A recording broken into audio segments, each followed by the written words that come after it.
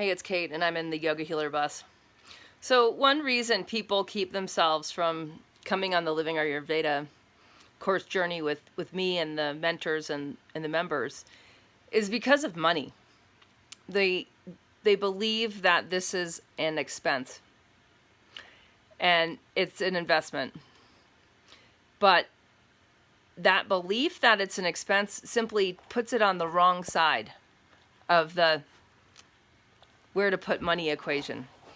Now, there's an entire 1 hour training on bad habits versus good habits, and I do suggest you watch that because the thing about good habits is they compound investment over time. So when I look back to when I studied Ayurveda, the first Ayurveda course I took, it was a 2-year college. It was actually, at the time, it was a long time ago, it was in the 90s. I invested maybe, I don't know, $12,000 to $14,000, something like that. Not much money. A lot of commitment in terms of my time, in terms of my attention. And when I look back at how that wisdom has paid off over time, my body wisdom, now I'm in my late 40s, it's exponential. So it compounded exponentially. When I look at the same amount of money I put in the stock market, then it has also compounded exponentially. And what do I value more? Well, honestly, as one ages, one realizes that their body integrity, their mind or mental integrity, and their spirit or spiritual integrity are worth more than everything else. Anything the stock market could buy. And so to me, the comparison does fall a bit like that. There's time you cannot make up for. So those who didn't develop their body wisdom growing up from your parents and from your educational community or from investing in yourself in your teens, in your 20s, and your 30s, well, your 40s and your 50s and your 60s look different because you didn't make those earlier investments, whether they were in understanding body type and self-nourishment for your body type, or understanding how to align the physiology so that the breath can flow, so the bowels can eliminate, so digestion and absorption can be optimized to have very healthy tissue in all the ages. Or understanding how the senses are optimized and how to nourish the senses to develop the mind. Because the mind is your strongest asset aside from your body, aside from your spirit. And they're all tied together. So if you're at that point of understanding like, oh, okay, how I invest or spend determines how I'll invest or spend tomorrow. The better investments I make, the better investor I become. And that to me is significant because you want to become a very good investor in yourself, in your experiences, in other people, thoughts, ideas, projects. Because success compounds.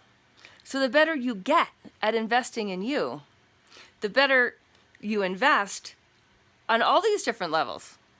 In your body, in your mind, in your spirit, and in the financial markets, in education or other people's education and companies. The better you get at that, the better you get at that. So if you get good at investing in your body wisdom, knowing that wisdom will compound, just like money compounds in the stock market, normally, over a long period of time. You'll be way better off, decade by decade of your life. And you look back at this investment and you'll say like, wow, that really was not that much money. Just like when I look back at the amount of money I put in the stock market around the time I invested in Ayurveda school, it's compounded over time. That good habits compound can be confusing to people. Being in a community that has good habits that are compounding has another added layer of benefit. And that added layer of benefit is you're with people who are growing. You're with people who are investing smarter in their future. You're with people who are not complaining. They're not victims of reality. They're really looking forward fast. And they're present now. And that's hard to find, honestly. So if you can find a group of people like that that's going in the direction that you want to go, that's learning what you want to learn or already knows what you're wanting to learn, that's a good investment that will compound over time, where you'll start to or continue to shapeshift who you want to become in deeper and deeper alignment with who you actually are and your true potential. And that makes aging so super fun. So those are some of my thoughts on, if money's the issue, you're not thinking about this right at all. At all.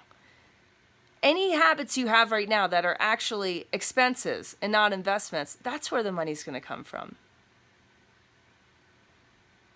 Investments like Living Ayurveda Course save you money. Investments like Body Thrive, they save you money over time. They actually make you money in unexpected ways over time. So you might hear some frustration in my voice. I kind of get frustrated about this because I've been talking about it for like 15 years. People are really slow to the take on this one, and it's so unnecessary. People put money into things they don't even want to put money into. I mean, sugar is one example. Things that are not nourishing to the body. I mean, the examples are all over the place. So we have habits in how we use money. You want to have great habits when it comes to money so that whenever you want to do something that you really want to do, that like just totally lights you up inside, you've got the money to do it. Or at least you know how to find it. And you know that the more you're able to find the money to do what you want to do, the more you'll be able to find the money to do what you want to do in the future. And that's what's super exciting. Then you're really living your life awake, in tune with who you are, and discovering the body wisdom that will be your best investment over time. There's just no doubt.